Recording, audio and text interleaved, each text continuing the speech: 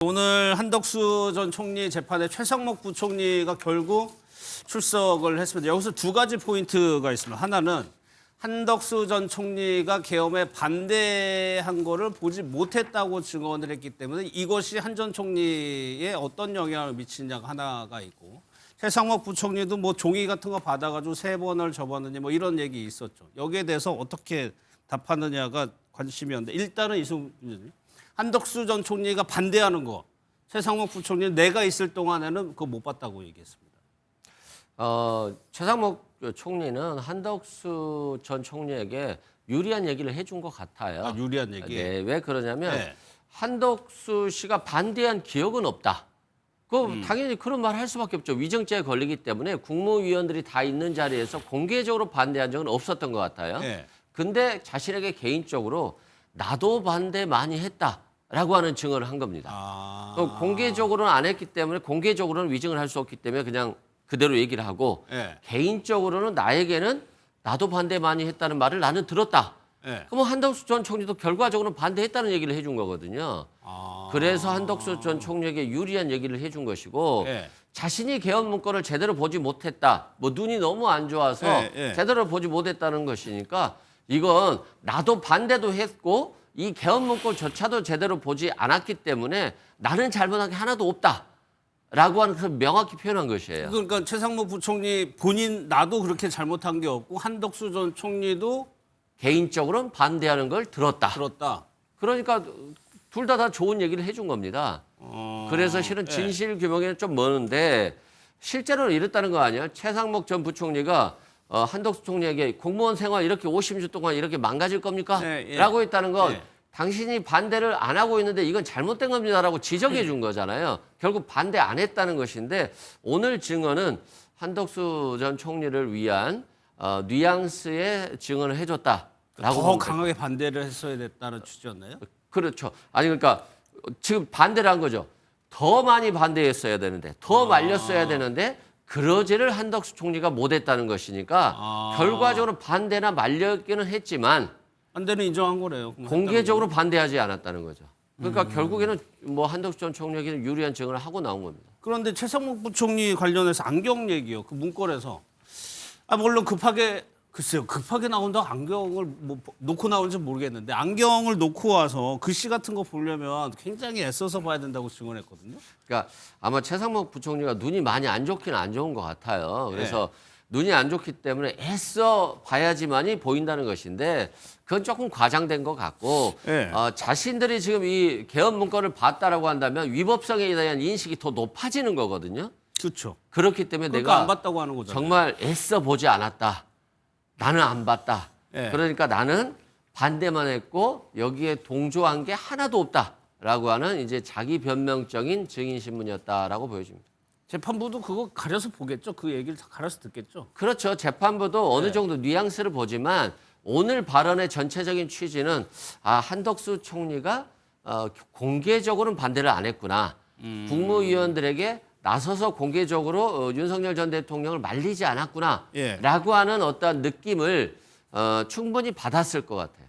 알겠습니다.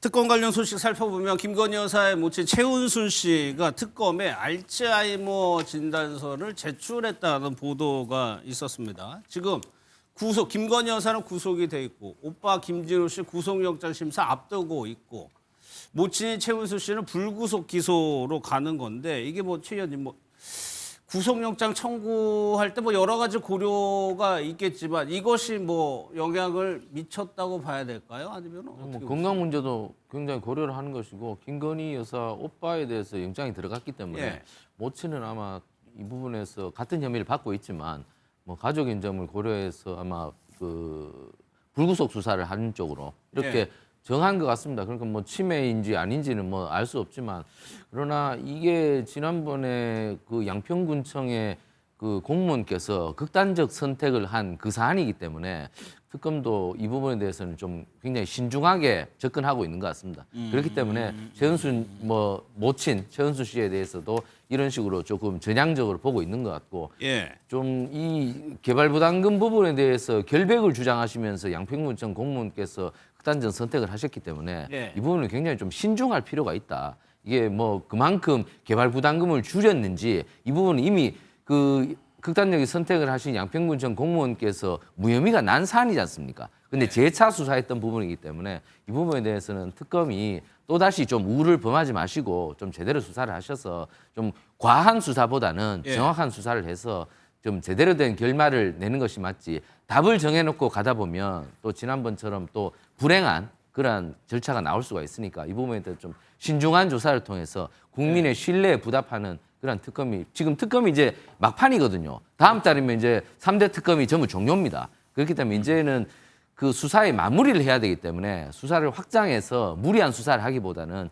정리해서 국민의 신뢰에 좀 보답하는 그런 수사를 해주셨으면 좋겠습니다. 근데 일각에서는 의심도 조금 나오는 것 같아요. 왜냐하면 2021년인가요? 그 재판 때도 최은순 씨가 알츠하이머 진단서를 냈다고 하고 또 김건희 여사 얘기는 아예 아니다, 치매 아니다라는 얘기하고 상반된 행보가 있었거든요. 이제 부모가 치매인지 아닌지 가장 잘 아는 사람은 의사와 자식들이겠죠. 그렇죠. 근데 이제 자식이 2021년도에 우리 어머니는 치매가 아니다라고 얘기를 했으면 그 당시에는 치매가 아니었을 것이고 그렇다면 이제 그 이후에 뭐 알츠하이머 판정을 받았는지 안 했는지 저희가 확인할 수 없는 건데 아마 본인이 저런 진단서를 제출했다고 한다면 병원에서 어떤 병명에 대해서 충분히 썼을 거라는 생각이 들거든요. 근데 그 부분에 대해서 검증을 어떻게 했는지 모르겠습니다. 특검이 예를 들면 특검이 특정한 그 분야의 전문 의사에게 이 정도 내용이 나오게 되면 이거 사실인지 아닌지 어떤 공증을 했는지 이건 제가 확인할 수는 없는 거입니다만 저는 오히려 뭐 이런 치매 진단서 제출이라기보다는 상식적으로 따지고 보면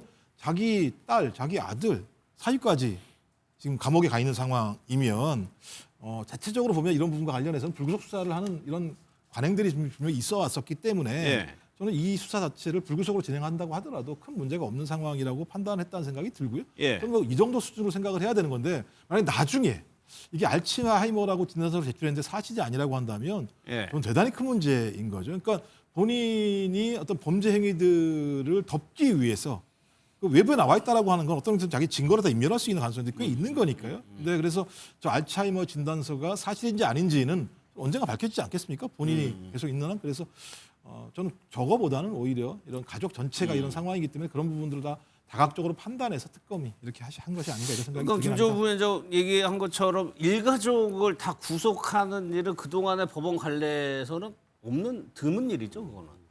예, 드물죠. 예. 제가 봤을 때는 과거 2021년에도 알츠하이머 진단서를 냈기 때문에 이 진단서의 신빙성이 그렇게 영향을 미쳤을 것 같지는 않아요.